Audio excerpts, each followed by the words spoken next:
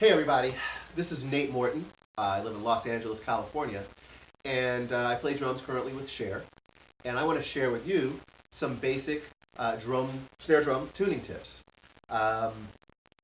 In terms of tuning, higher, lower, more attack, more body, all of these things, these are kind of the basics that we all kind of know and operate from.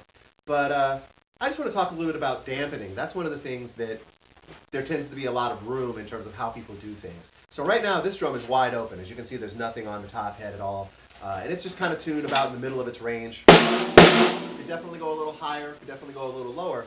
But from this point, I'm kind of happy with the pitch of the drum, where it is for the size of the drum, and the way that it sounds. But maybe I'd like to dampen it a little bit.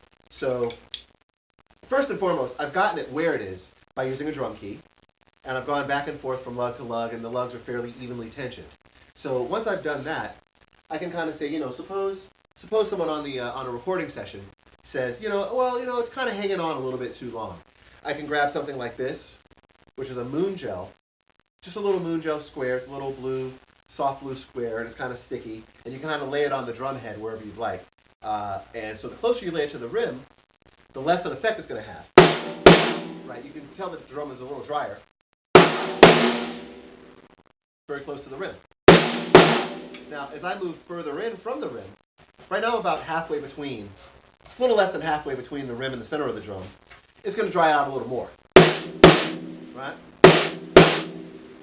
Now, maybe it's not practical. Maybe that's the sound you want, but it's not practical to have the moon gel that close. Maybe you're going to hit it or, whatever. So you want to maybe have it further out, but, maybe you want to use two, something like that. And you're going to get the same effect without the chance of hitting it, and having it, getting that sound or having it stick to your drumstick.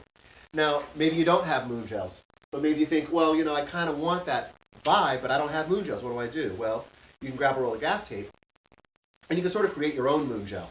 And there are two general ways that I've seen that are most effective. The one way is to take it and sort of make these sort of diffusion, sort of waves, if you will, in the tape. And so you get sort of this kind of vibe. And then you place that, and you tape that to your drum head.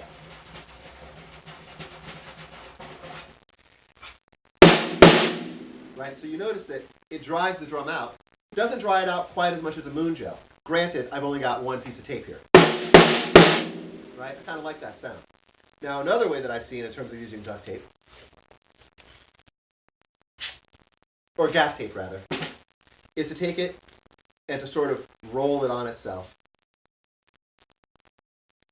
So you're creating sort of this tape pad, if you will, right? And then you can take that and you can affix it. So the same thing goes with the tape that goes with the moon gel, which is that where you place it on the head can go anywhere from very close to the rim to closer into the center of the drum.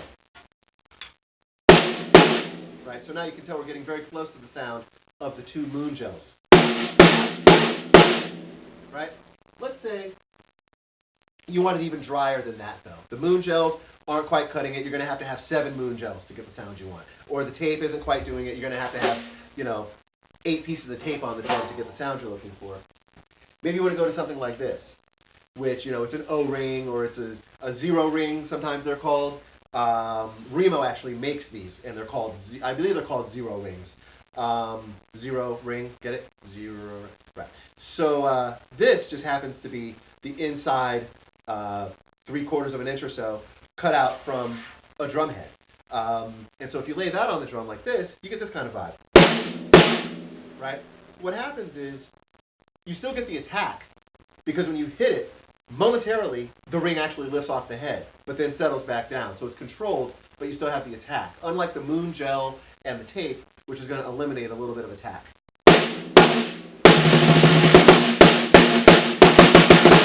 Right?